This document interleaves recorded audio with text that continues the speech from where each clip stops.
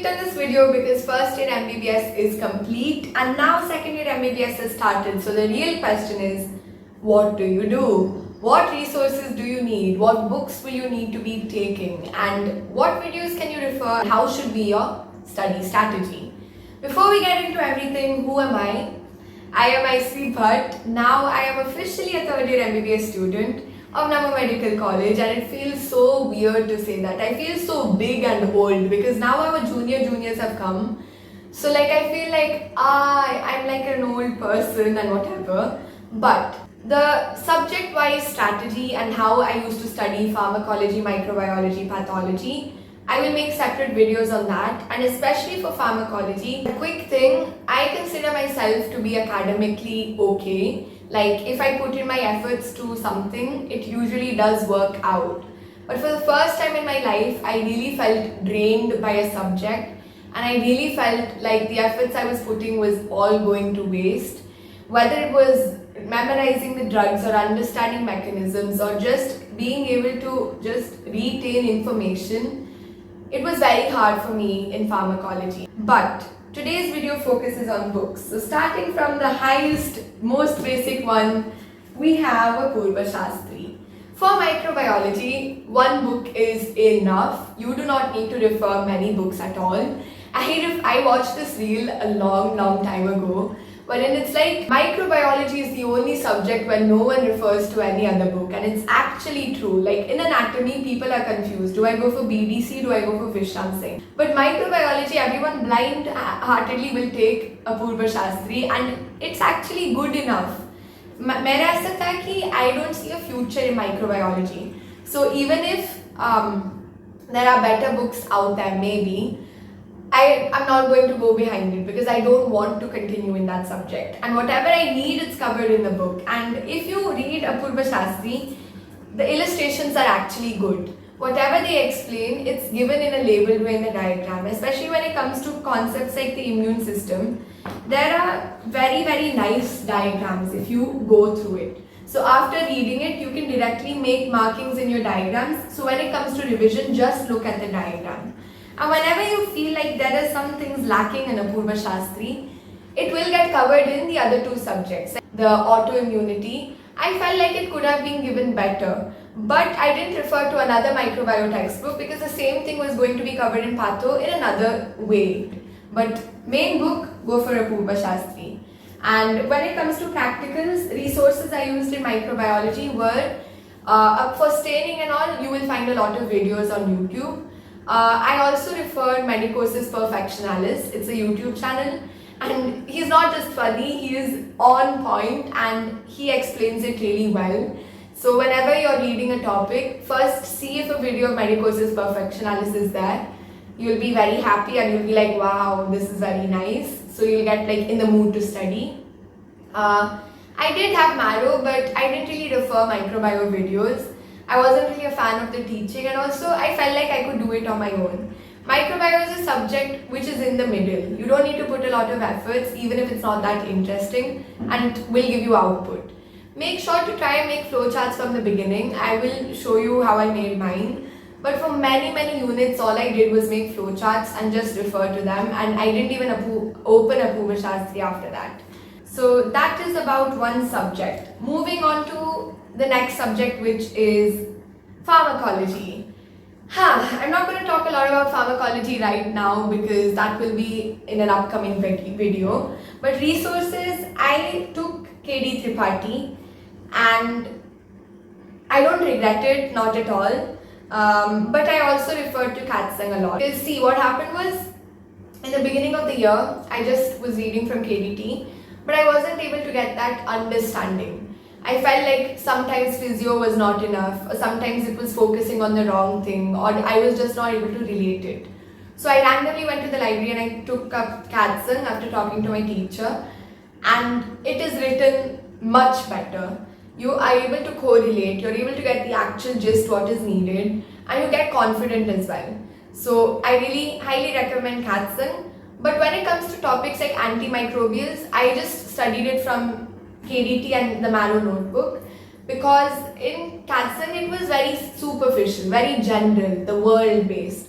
But when you look at antimicrobials from the Indian point of view, you do need to know about regimens and you do need to know about in depth about every single drug, and that is covered very well in K.D.T.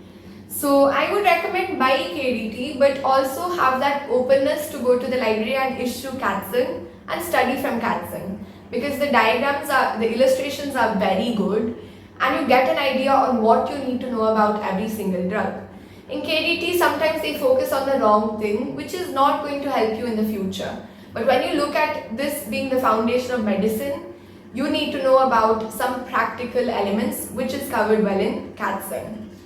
Apart from that, you can also know that there's that PDF of K.D.T wherein all of the drug classifications are given. So it's like a 70-page book or something. So this is what I did for pharmacology, and other resources which I used. Yes, I referred Marrow videos, Ranjan sir, really nice, and it did give me a little bit of understanding, confidence as well. People say go for GRG lectures, they're the best, but personally I never went for them because I didn't have access to it. And I felt like if I already have Marrow, I should stick to it. There's no such thing like this teacher is better than that. Maybe there is in this case, but I never went behind it because I felt like Marrow was enough for me. But if you have access to GRG lectures, you can go for that. I personally have not seen a video, so I can't really comment on that. For pharmacology, I did watch a lot of documentaries, especially because this subject is very research oriented. Whenever you're looking at pharmacology on the whole, it is an ongoing continuous research. So if you want to be able to relate it to the real world, documentaries are the best way to do that. Whenever I was studying about drug trials, clinical trials, I would go on YouTube and see different documentaries about it. It would build my interest, it would give me an understanding कि practically क्या हो रहा है. So that was very helpful.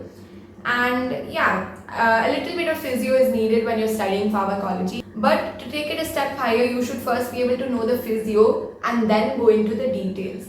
So for that, you can refer your first year books or videos about the same. But try to always link pharmacology with physiology and then go forward. So that's about the second subject. Moving on to the last subject, which is pathology. I referred throughout the year to the amazing Robbins. I highly recommend it, and at the beginning of the year, people were coming up to me and being like, "आप कैसे सिर्फ ये book से पढ़ोगे? कि आपको Harsh Mohan, you will need it. You won't have time to complete Robbins, or you're going to be taking too much on your plate. You'll get frustrated at the end of the day." But that did not happen one day at all, because one, I made sure that I had no other resource available. I did not have another Harsh Mohan at hand. I did not have Nayak or Ramdas Naik jo bhi hai. I just had Robbins, and because I loved the way the language of it and the illustrations given, I never felt like I was wasting my time.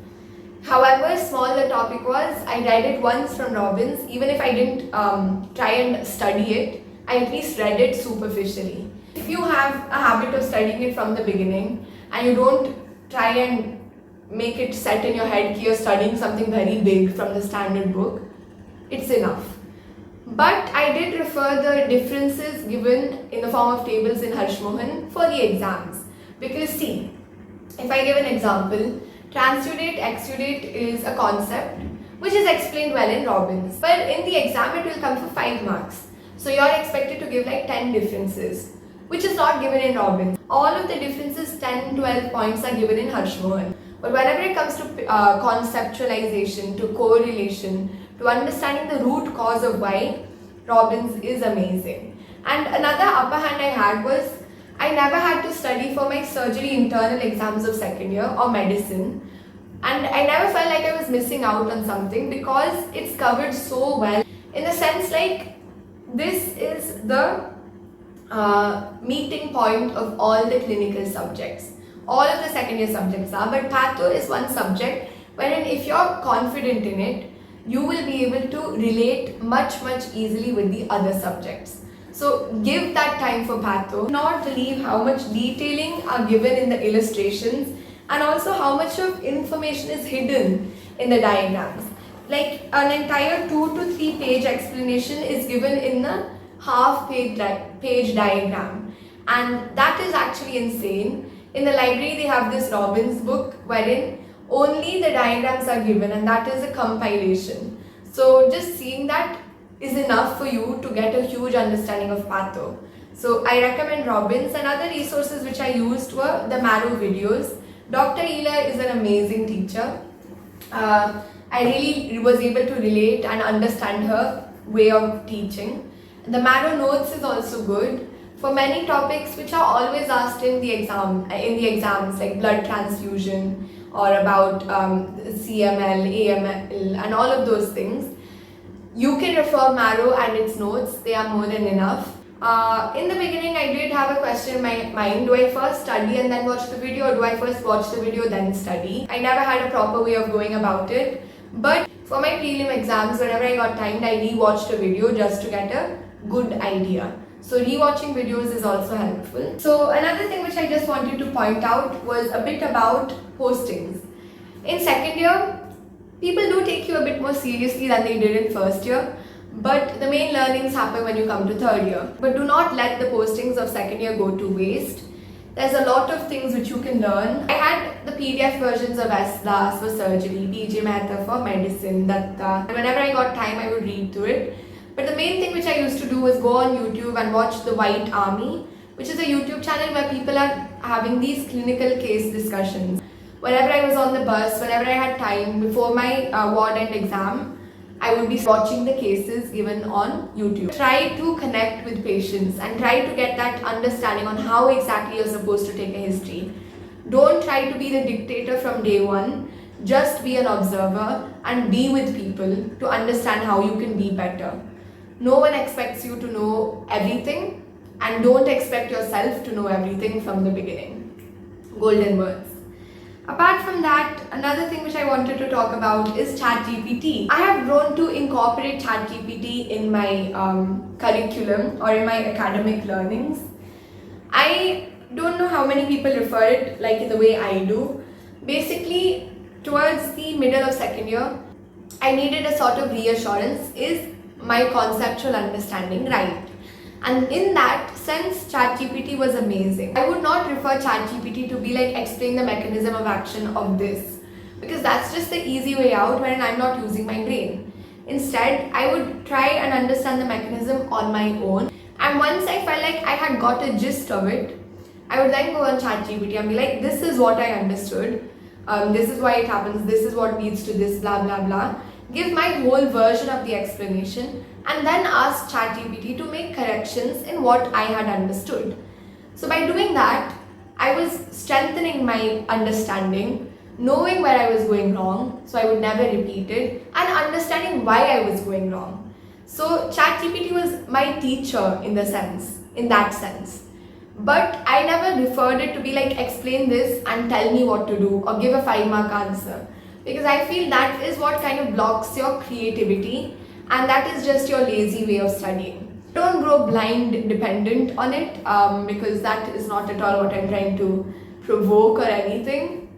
But this is all about second year, the resources which you will be needing. So spend your time and see, in first year you don't really know how to study because you've just come from the NEET mindset and everything just feels like new to you. But by the end of first year, you get a sort of understanding कि actually मुझे ये सब करना चाहिए. And you can start implementing that from second year. Even though the subjects are different, the kind of new techniques of studying which you've learned in first year, you can continue that. And that is actually the beauty of this whole hierarchy of moving from first year to second year, from second year to third year. Philosophical, I know. But there are going to be points in second year wherein even though the subjects are good, you are going to hate the way you're going, your progress in it. That happened with me, at least for pharmacology. But know that it is all temporary and don't give up, because these subjects are your basis for your final year subjects, for your clinical subjects. So give it the time it needs. Don't bother too much. Keep moving forward. And you can always talk to someone. You can always talk to Aisiri, That is it for this video. I hope it was useful, and if you have any more doubts, you can always ask me. You can go and follow me on my Instagram as well, and also you can subscribe. Whatever it is, come back next week for more time out with Aisiri.